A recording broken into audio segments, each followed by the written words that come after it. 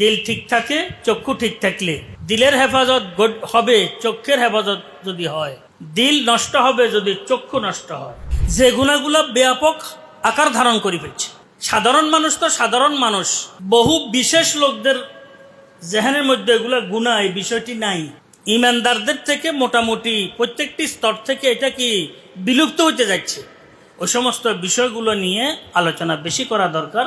তার মধ্যে একটি আমি চোখের গুণা আলোচনা করি।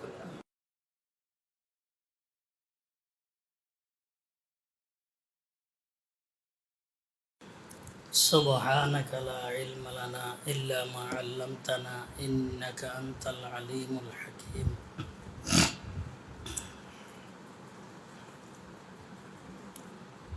তিন রকমের অপচয় থেকে নিজেদেরকে বাঁচানোর জন্য আমি অনুরোধ করতেছিলাম। বলতে থাকলে শ্রোতাদের কতটুকু উপকার হয় সেটা আল্লাহ পাকে জানেন। নিয়ত অনুযায়ী শ্রোতাদের ফায়দা হয়, কিন্তু বক্তা যিনি আছেন ওনার বেশি ফায়দা হয় যদি উনি নিজের ইসলাহের জন্য বয়ান করতে থাকেন। আর একটু উঠাই দাও বাবা, একটু লাড়ি দিলে ভালো হয় আপনাকে, সচ্ছি আওয়াজ টানে না লাগে। এটার একটু এদিকে করে দাও। ও আচ্ছা, ঠিক আছে। এই কারণে না এটার আওয়াজ বেশি আসে। ওইটার একটু এদিকে করবে, ওইটা কন্যার একটা লম্বা কি আছে, একটু এদিকে করে দেবে, এদিকে অসুবিধা নেই। কিতাবের ওটা টেবিলের উপরে একটা রুমাল দিয়ে উঠেন।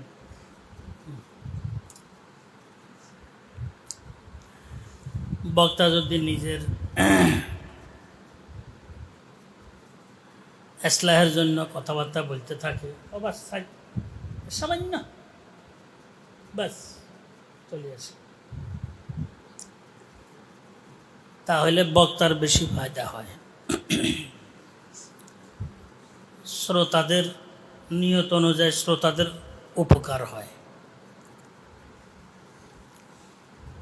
এই কারণে কথাবার্তাগুলো বলতে থাকা দরকার নিয়মিত।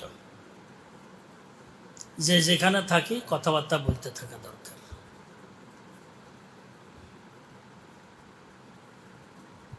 মোবাল্লিগের উপরে আল্লাহ পাকের রহমত নাজিল হয়।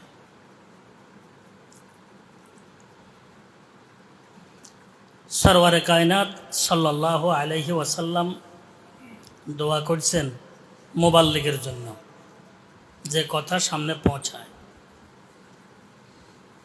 নাদরাল্লাহু ইমরাআন সামিআ মাকালাতি ওয়া আআহা কামা সামিআহু। সজীব রাখেন আল্লাহ পাক ওই ব্যক্তিকে যে আমার কথাবার্তাগুলো শুনেছে, যেভাবে শুনেছে সেভাবে সে এটাকে হেফাজত করেছে। এরপরে এটা সামনে পৌঁছিয়েছে সে। দোয়া করছেন কে? রহমাতুল্লিল আলামিন। কবুল হওয়ার মধ্যে কোনো সন্দেহ থাকে না। এই কারণে সঠিক কথাবার্তা যারা বলতে থাকে, ইসলাহি মাজালিসগুলার সাথে সম্পৃক্ত যারা, সাধারণত এলমি আমলি বিষয়গুলো তাদের মধ্যে উজ্জ্বল রূপে পাওয়া যায়। হুজুরে আকরম সাল্লাল্লাহু আলাইহি ওয়াসাল্লাম ইরশাদ করেছেন, বাল্লিগু আন্নি ওয়ালাউ আয়া, যে আমার থেকে তোমরা পৌঁছাইতে থাকো যদিও একটি আয়াত হয়। পৌঁছানো ছাড়া যাইও না দুনিয়া থেকে। এই কারণে যারা নিজেদের ইসলাহ চায়,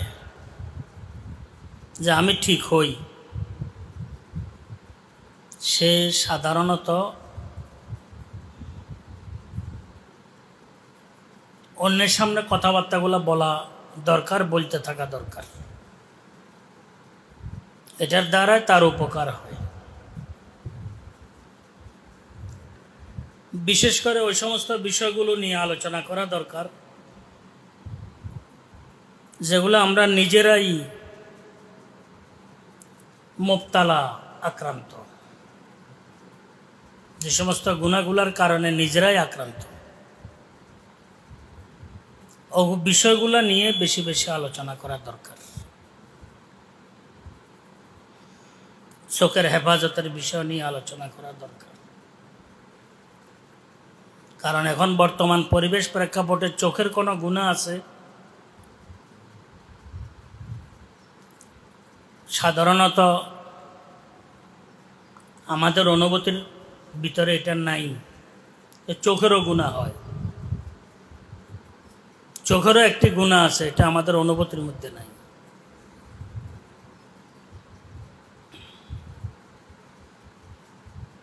অথচ শাহওয়াত সম্পর্কীয় যত কবিরা গুনাহ আছে সবগুলার মূল সেটা হচ্ছে চক্ষু। এখান থেকে শুরু হয় যত রকমের আশা বিষয়গুলো আছে। মাইক এরকম হয়েছে বাবা, নতুনটা আনার পরে তো অসুবিধা বেশি দেখা যায়। এমদাদকে বলিও টানে না, আবার সামনে পৌঁছায় না।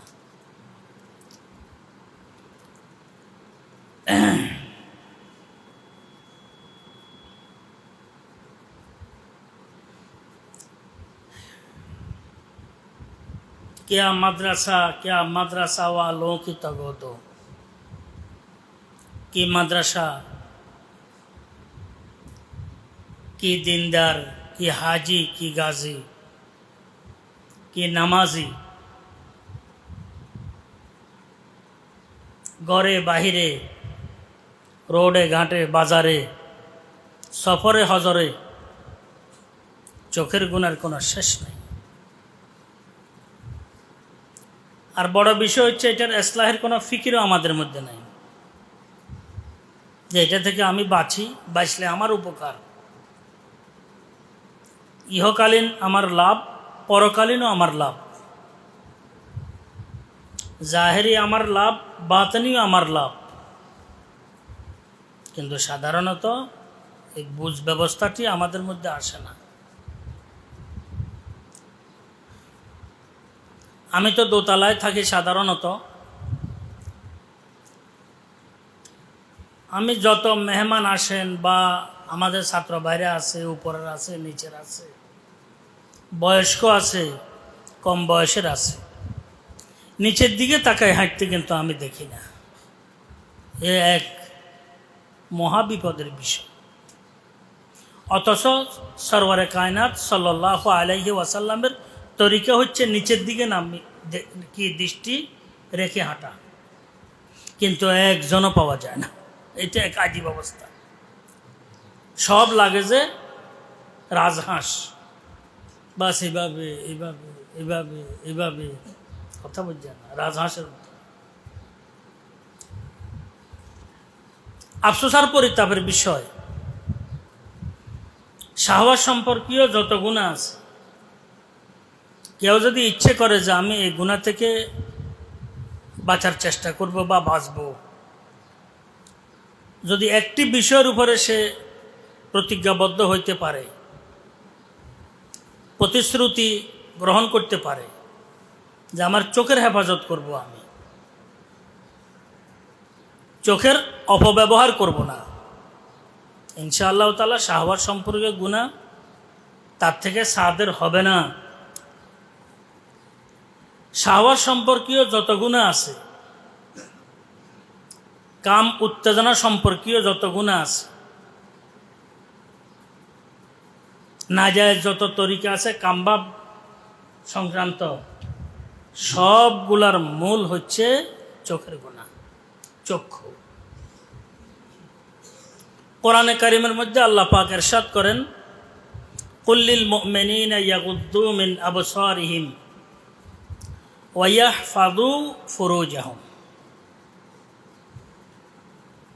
হে আমার হাবিব, মুমিনদেরকে বলে দেন, যারা ঈমানদার, ঈমানদারদেরকে ডেকে যে কথাগুলো আল্লাহ পাক বলতে থাকেন, এটার গুরুত্ব, ভারত্ব, মহত্ব সবচাইতে বেশি হয়।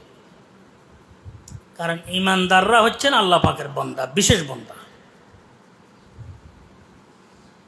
অন্যরা কিন্তু বিশেষ বান্দা নয়, ঈমানদাররা হচ্ছে বিশেষ বান্দা।